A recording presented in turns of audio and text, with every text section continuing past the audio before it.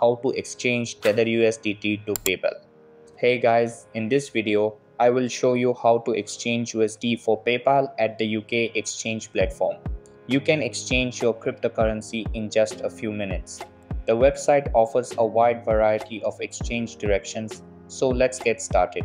First, go to the UK exchange website. In the window, select the exchange direction.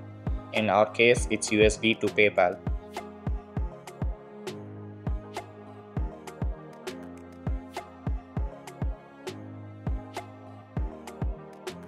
In the exchange window, enter the amount you want to send in your PayPal address where you want to receive the funds. Once you've filled in all the details, click on the Proceed to Payment button. On the next page, you will see instructions for making the payment. You have 30 minutes to complete the payment, after which the exchange request will be cancelled. Let's copy the recipient's address and paste it into our Trust wallet.